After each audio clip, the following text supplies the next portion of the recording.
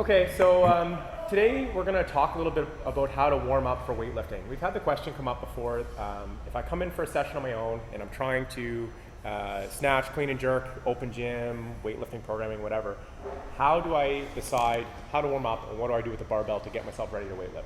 So our weightlifting coach Brandon is going to take us through a barbell warm-up that works really well to get prepared for a snatch or clean and jerk session.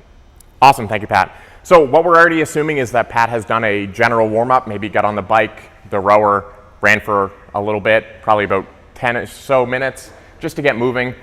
First thing that he's going to do is grab the barbell. He's going to pick the barbell up to his waist in a snatch grip, hook grip on the bar. He's going to cycle through about 10 reps of a tall muscle snatch. This has no bend at the waist, just cycling the bar overhead, nice and tight to the body.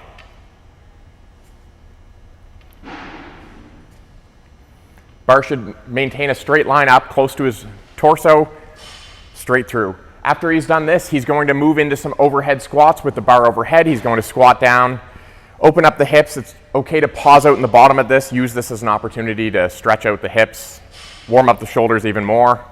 He'll cycle through about 8 to 10 of these before he'll bring the bar back down to the waist. From here, he's going to move into some pulling mechanics. He's going to work on some snatch pulls. So just from the hang position, shoulders over the bar, he's going to cycle through about 8 to 10 snatch pulls. Again, you want the elbows high into the outside, focusing on the bar path close and tight to the body. Once this is done, he's going to move the bar to his back like a back squat with a grip out where he would overhead squat. He's going to move through some drop snatches. What this is with the feet in the pulling position, he's going to aggressively punch under the bar, moving his feet, and walk it out into an overhead squat. As you can see, there's no upward movement on the bar like you'd see in a snatch balance. It's just a fast drive underneath the bar.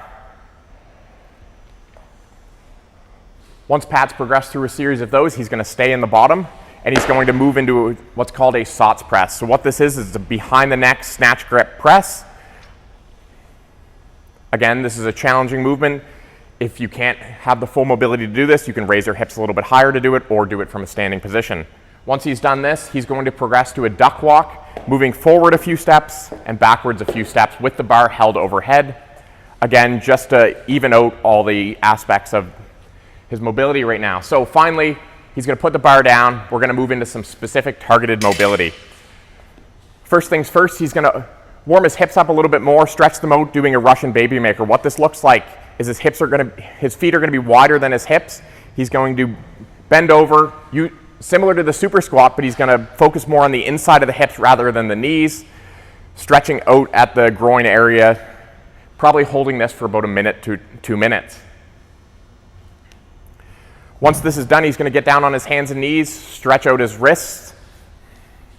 So here he's going to point his fingers towards him. He's going to lean back towards his heels just to stretch out the forearm and wrists. Once this is done for about 30 seconds, he's going to turn his hands around, facing outwards. This time he's going to lean his shoulders over top of his hands just to stretch out the other side.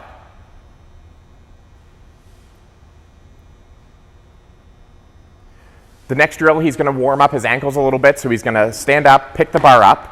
He's going to go down into a squat and just use the bar to push his ankles through a further end range of motion. Again, you want to try to keep the heels down throughout this thing, shifting side to side, using that external force of the bar just to stretch his ankles out.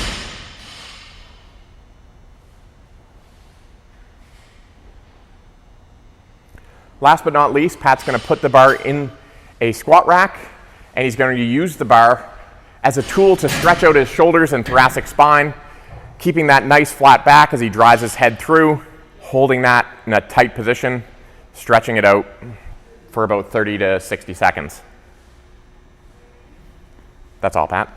All right, thanks, Brandon. So this is going to be the first in a series of videos. Today we talked about warming up a little bit, and we'll have Brandon back in the near future to talk about a few other aspects of weightlifting here at the gym. Awesome, thank you.